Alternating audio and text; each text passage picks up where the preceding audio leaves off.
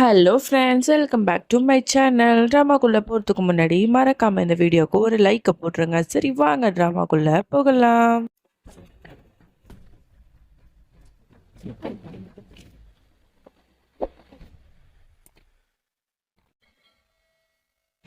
Starting சீன்ல நம்மளோட குணால தான் காட்டுறாங்க. அவன் நல்லா படுத்து தூங்கிட்டு இருக்கான். பக்கத்துல பார்த்தா மௌலிய காணோம். அவ வெளியில இஷான் கூட தான் பேசிட்டு இருக்கா. அது தெரியாம இவன் எங்க பார்த்தாலும் தேடி பார்க்கறான். கடைசியில பால்கனி கிட்ட வந்து பார்க்கறான். அவ யார்கிட்டயோ போன்ல ரொம்ப நேரமா பேசிட்டு இருக்கா. இவனுக்கு ஒண்ணுமே புரியல. இவ யார்ட்ட இந்த அர்த்தராத்திரில பேசிட்டு இருக்கா அப்படின்னு சொல்லிட்டு யோசிச்சுக்கிட்டே அவ பக்கத்துல வரான். நல்ல வேளை மௌலி கரெக்டா போனையும் கட் பண்ணிருப்பா. மௌலி, இங்க நீ என்ன பண்ற? நீ தூங்கலையா? இந்த நேரத்துல யார்கிட்ட போன் பேசுற அப்படிங்கிற மாதிரி கேட்க, இவளுக்கு என்ன சொல்றதுனே தெரியாம அப்படியே திரு திருன்னு முழிச்சிட்டு இருக்கா. அப்பதான் சொல்றா, இந்த மாதிரி என்னோட ஃப்ரெண்ட் ரொம்ப நாள் கழிச்சு கால் பண்ணா. அதனாலதான் பேசிட்டு இருந்தேன், வேற ஒண்ணும் இல்லை அப்படின்னு சொல்லி சமாளிக்க. ஓ அப்படியா, சரி நேரம் ஆயிடுச்சு, வா வரத்து தூங்கு அப்படின்னு சொல்லிட்டு அவளையும் அங்கேருந்து கூட்டிட்டு போயிடுறான். அதோட அடுத்த நாள் ஆகுது. நம்மளோட மௌலியும் கிளீனிங்க்கு வேகமா கிளம்பி போயிடுறா. அப்பதான் இஷான்ட்ட கால் பண்ணி சொல்லிட்டு இருக்கா, இந்த மாதிரி 2 பசங்களும் ரொம்பவே கஷ்டத்துல ஃபீல் பண்ணிட்டு இருப்பாங்க. அதனால இன்னைக்கு லஞ்ச் நான் அவங்க கூட ஷேர் பண்ணிக்கலாம்னு இருக்கேன். அவங்க 2 பேரையும் என்னோட கிளீனிங்க்கு நீ அனுப்பி வைக்கிறியா அப்படிங்கிற மாதிரி சொல்ல, உடனே அவனும் ஓகே கண்டிப்பா அனுப்பி வைக்கிறேன், இதுல என்ன இருக்கு? ஆனா நீ அவங்க 2 பேரையும் மட்டும் தான் பாப்பியா? உன்னோட இன்னொரு குழந்தை இருக்கு அப்படின்னு கேட்க, இன்னொரு குழந்தையா யாருன்னு கேட்க, அதான் நான் அப்படிங்கிற மாதிரி அவன் சிரிச்சிட்டு சொல்றான். ஆமா இல்ல, நான் மறந்தே போயிட்டேன். எனக்கு மொத்தம் 3 பசங்க இருக்காங்க, உன்னையும் சேர்த்து அப்படின்னு சொல்லிட்டு அவளும் சிரிச்சிட்டு சொல்றா. ஓகே, நான் அப்புறமெல்லாம் உன்னை தனியா மீட் பண்றேன். இப்போதைக்கு பிள்ளைங்களை ஃபர்ஸ்ட் சமாதானப்படுத்தலாம் அப்படிங்கிற மாதிரி சொல்றான். அவனும் ஓகேன்னு சொல்றான். அதுக்கப்புறம் கொஞ்ச நேரம் கழிச்சு கிளினிக்ல அவ வேலை பார்த்துட்டு இருக்கா. அதுக்கப்புறம் பசங்களும் வந்துடுறாங்க. அவங்க 2 பேரையும் பார்த்த உடனே காதை பிடிச்சி சாரின்னு கேட்டுட்டு அவங்க 2 பேரையும் ஹக் பண்ணிக்கிறா. ஐ எம் ரியலி சாரிம்மா, நான் எல்லாம் பிளான் பண்ணி குணாலும் அந்த டின்னர் பார்ட்டியில கலந்துக்கணும்னு தான் நான் முயற்சி பண்ணேன். ஆனா சந்தர்ப்ப சூழ்நிலை, குணாலோட மைண்ட் செட் வேற மாதிரி இருந்ததுனால அவன் அங்கேருந்து போயிட்டான். ஸோ என்னாலயும் எதுவும் சொல்ல முடியல. அதனால நம்ம அப்புறம்லாம் இன்னொரு நாள் கண்டிப்பா குணால் கூட நம்ம டின்னர் பார்ட்டி வச்சுக்கலாம். அது வரைக்கும் நீங்க தேவையில்லாம டென்ஷன் ஆகாதீங்க, சரியா? உங்களுக்கு பிடிச்ச லஞ்சை இங்க நம்ம சாப்பிடலாம். உனக்கு என்ன பிடிக்கும்னு சொல்லு அப்படிங்கிற மாதிரி சொல்ல, உடனே பரிசுரா எனக்கு பீஸா தான் வேணும் அப்படின்னு சொல்லிட்டு, அதுக்கப்புறம் மிஷ்டி சொல்றா எனக்கு ஐஸ்கிரீம் வேணும் அப்படின்னு. உடனே மௌலி சொல்றா, ஐஸ்கிரீம்லாம் சாப்பிடக்கூடாது, ரொம்ப கோல்ட் ஆயிடும், அப்புறம் சளி பிடிச்சிக்கும், நீ ஸ்கூலுக்கெல்லாம் போக முடியாது, வேற ஏதாவது கேளு அப்படின்னு கேட்க, அப்ப எனக்கு சாக்லேட்ஸ் வேணுமா அப்படின்னு கேட்க, ஓகே, இது 2த்தையும் பார்த்து பார்த்து நான் ஏற்கனவே வாங்கி வச்சிருக்கேன், வாங்க சாப்பிடலாம் அப்படின்னு சொல்லிட்டு 2 பசங்களுக்கும் ஊட்டி விட்டுட்டு இருக்கா. அந்த 2 பசங்களும் மௌலி கூட சேர்ந்து ரொம்ப ஜாலியா என்ஜாய் பண்ணி லஞ்ச் எல்லாம் சாப்பிட்டுட்டு இருக்காங்க. அப்படியே இங்க குணால தான் காட்டுறாங்க. அவன் அழகா டிப் டாப்பா ரெடி ஆகி அழகா வேகமா கிளம்பிட்டு இருக்கான். அப்பதான் அம்மாக்காரங்க கேக்குறாங்க, எங்கப்பா போற அப்படின்னு சொல்லிட்டு.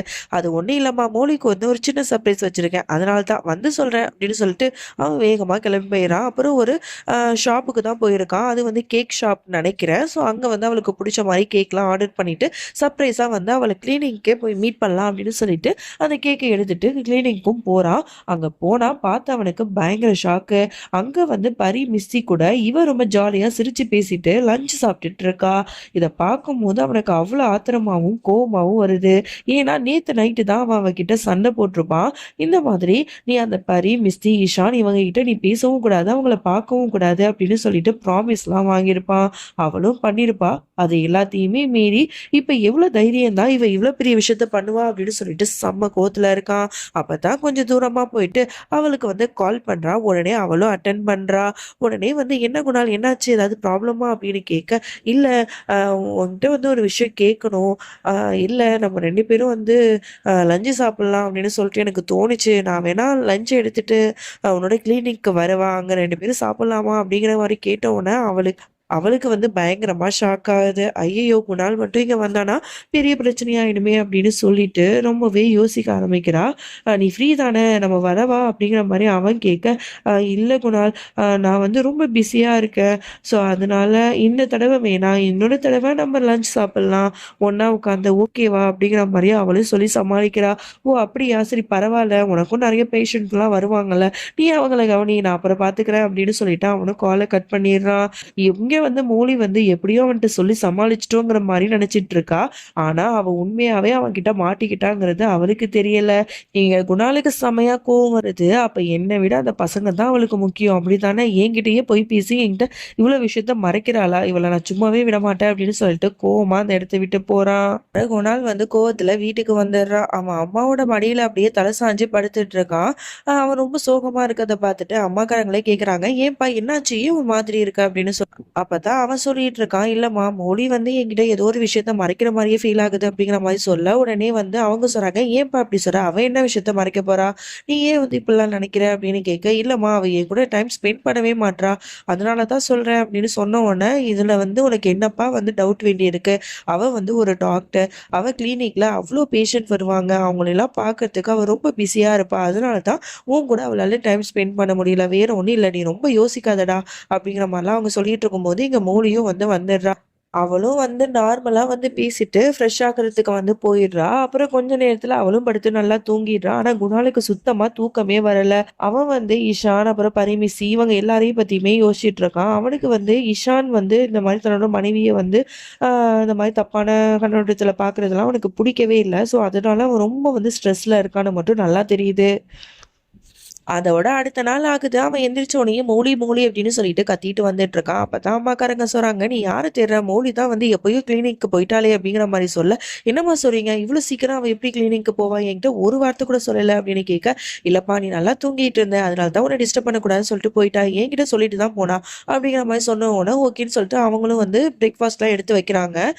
அவன் வந்து உடனே வந்து மௌலிக்கு தான் கால் பண்ணி, நீ எங்க போயிட்டு இருக்க, எங்க இருக்க அப்படிங்கிற மாதிரி கேட்டோன்னே, இப்பதான் நான் வந்து கார்ல போயிட்டு இருக்கேன், ஃபர்ஸ்ட் நான் கோயிலுக்கு போயிட்டு அதுக்கப்புறம் தான் கிளீனிங்க்கு போவேன் அப்படின்னு சொன்னோன்னே, என்ன கோயிலுக்கு போறியா, எந்த கோயிலுக்கு அப்படின்னு கேட்டோன்னே, இவளும் வந்து அந்த அட்ரஸை சொல்றா. ஓகே போயிட்டு வா அப்படின்னு சொல்லிட்டு அவனும் ஃபோனை வச்சிடறான். அம்மாக்காரங்க பிரேக்ஃபாஸ்ட் கொடுக்கும்போது கூட அது வேணான்னு சொல்லிட்டு, நான் அப்புறம் சாப்பிட்றேமா அப்படின்னு சொல்லிட்டு அவன் வேக வேகமா காரை எடுத்துட்டு மௌலி அந்த கோயிலுக்கு தான் போயிருக்காளா அப்படின்னு சொல்லிட்டு செக் பண்ணதுக்காக வேகமா போறான். இங்க மௌலியும் அதே கோயிலுக்கு போயிட்டு பூஜைலாம் பண்ணி சாமிலாம் கும்பிட்டுட்டு வெளில வரா.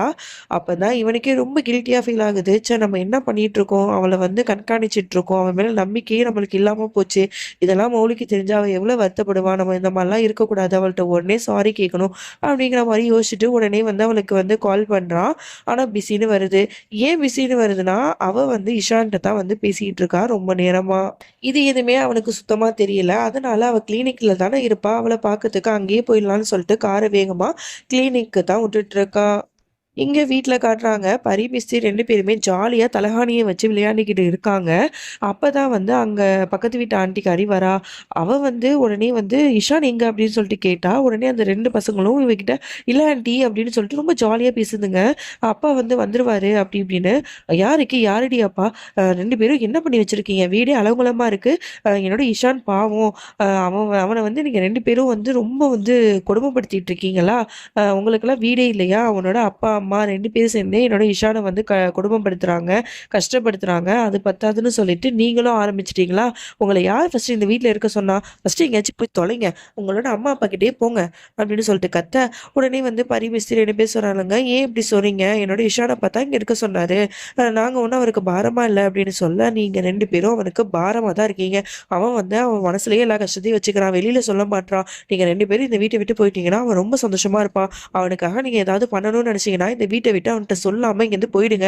அப்படிங்கிற மாதிரி சொல்லிடுறா. இந்த சின்ன குழந்தைங்க தானே, அதுங்களுக்கு ஒண்ணுமே புரியல. ஓ அப்ப அப்பாவுக்கு நம்ம பாரமா இருக்கமா அப்படின்னு சொல்லிட்டு 2 பசங்களும் கையை கோத்துட்டு அப்படியே நடந்து ரோட்ல நடந்து போக ஆரம்பிச்சிடுறாங்க. இதெல்லாம் பார்த்துட்டு அந்த ஆன்ட்டிக்காரி வந்து ரொம்ப சந்தோஷப்படுறா. நல்லா வேணும், எப்படியாவது போய் தொலையட்டும், இப்பதான் இஷா நிம்மதியா இருப்பான் அப்படின்னு சொல்லிட்டு அந்த பொம்பளையும் போயிடுது.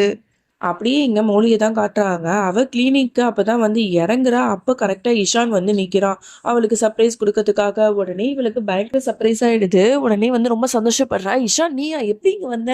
என்ட்ட சொல்லவே இல்ல. ஃபோன் பேசும்போது கூட நீ வரேன்னு சொல்லலையே" அப்படின்னு சொல்ல, "உனக்கு சர்ப்ரைஸா வரணும்னு தான் நினைச்சேன். அதனால தான் என்னோட தேவதைய பார்க்க நானே ஓடோடி வந்துட்டேன்.